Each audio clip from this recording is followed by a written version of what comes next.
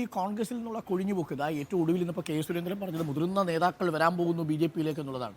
അപ്പോൾ അത് ആരാണെന്നൊരു ചോദ്യം പ്രസാരണം. മാത്രമല്ല താങ്കൾക്കെതിരെ എന്ന് പറഞ്ഞാൽ യു ഡി എഫ് സ്ഥാനാർത്ഥികൾക്കെതിരെ CPM പറയുന്നത് ഇവരൊക്കെ കോൺഗ്രസിൽ തന്നെ ഉണ്ടാവുമെന്ന് എന്താ ഉറപ്പ് എന്നാണ് പറയുന്നത്. അപ്പോൾ ആന്റോ ആന്റണിയുടെ കാര്യത്തിൽ ഇന്നലെ ഒരാൾ എൻ്റെ അടുത്ത് ചോദിച്ചു, ആന്റോ ആന്റണി അടുത്ത മോദി സർക്കാരിൻ്റെ കാലത്ത് മന്ത്രിയാവില്ല എന്ന് എന്താ ഉറപ്പ്?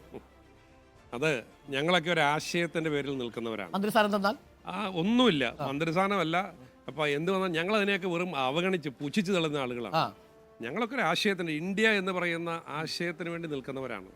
അതാണ് കോൺഗ്രസ് സ്വാതന്ത്ര്യ സമര കാലഘട്ടത്തിൽ എടുത്ത നിലപാട്. അന്ന് മഹാത്മജിയാണ് ഈ സ്വാതന്ത്ര്യ സമരത്തിന് നേതൃത്വം കൊടുത്തത്. ഇന്ത്യയിലെ എല്ലാ ജനവിഭാഗങ്ങളും ആ സമരത്തോടൊപ്പം ഉണ്ടായിരുന്നു. ആ ഗാന്ധിജിയുടെ ഇന്ത്യയിൽ പുനഃസ്ഥാപിക്കണമെന്നാണ് നമ്മൾ പറയുന്നത്. ഇപ്പോൾ ഗോഡ്സേഡ് ഇന്ത്യയിൽ കൊണ്ടുവരാനാണ് വർഗീയ ഫാസിസ്റ്റുകൾ ശ്രമിക്കുന്നത്. ഞങ്ങൾ അതിനോട് ഒരു കാലത്ത് സത്യപാൽ മാലിക്കിനെ ഉദ്ധരിച്ച് താങ്കൾ നടത്തിയ ഈ പുൽവാമയിലെ പരാമർശം ഇപ്പോൾ വിവാദമാക്കാൻ BJP ശ്രമിക്കുന്നുണ്ട്. രാജ്യദ്രോഹമാണ് താങ്കൾ കാട്ടിയത് എന്നാണ് പറയുന്നത്. പ്രത്യക്ഷത്തിൽ അത് സത്യപാൽ മാലിക് പല അഭിമുഖങ്ങളിൽ പറഞ്ഞിരിക്കുന്ന കാര്യങ്ങളാണ് താങ്കൾ ഇന്നലെ ക്രോഡീകരിച്ച് പറഞ്ഞത് എന്ന കാര്യത്തിൽ ഞങ്ങൾക്ക് സംശയമില്ല. അത് രാജ്യദ്രോഹമാണ്, താങ്കൾക്കെതിരെ കേസെടുക്കും എന്നാണ് BJP പറയുന്നത്. എന്താ അവർക്കുള്ള മറുപടി? കേസെടുക്കട്ടെ. അതോടൊപ്പം ആദ്യം BJPയുടെ ദേശീയ വൈസ് പ്രസിഡന്റ് ആയിരുന്നു സത്യപാൽ മാലിക്. 4 സംസ്ഥാനങ്ങളിലെ ഗവർണറായിരുന്നു. അദ്ദേഹത്തിനെതിരെ എന്താ കേസെടുക്കാത്ത ഇത്രയും കാലം കഴിഞ്ഞിട്ട്? അതേ സംബന്ധിച്ചൊരു കാര്യപ്രാസമായ ഒരു മറുപടി പറയാത്തത് എന്താ? അദ്ദേഹം പറഞ്ഞ എത്ര ഗുരുതരമായ ആരോപണം. ഇങ്ങനെ ഇത്രയും സൈനികരെ റോഡ് വഴി കൊണ്ടുപോകുന്നത് ഒരിക്കലും സുരക്ഷിതമല്ല. അൺമാൻഡായിരുന്നു. അതോടൊപ്പം അവർക്ക് ലിങ്ക് റോഡുകൾ ഉണ്ടായിരുന്നു.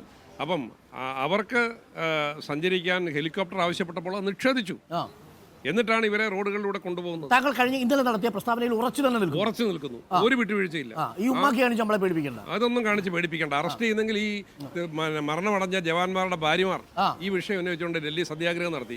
അവരും രാജ്യദ്രോഹികളാണോ? അതുകൂടെ സുരേന്ദ്രൻ പറയട്ടെ. അത് വളരെ പ്രധാനപ്പെട്ട ഒരു ചോദ്യമാണ്. സത്യപാൽ മാലിക്കിന്റെ പരാമർശം അത് ഇന്നലെ അദ്ദേഹം ഉദ്ധരിച്ചതിൽ ആവർത്തിച്ച് നിൽക്കുന്നു. രാജ്യദ്രോഹം കാട്ടി ഇങ്ങോട്ട് പേടിപ്പിക്കാൻ വരണ്ട. ഒന്നും പേടിപ്പിക്കാൻ വരണ്ട.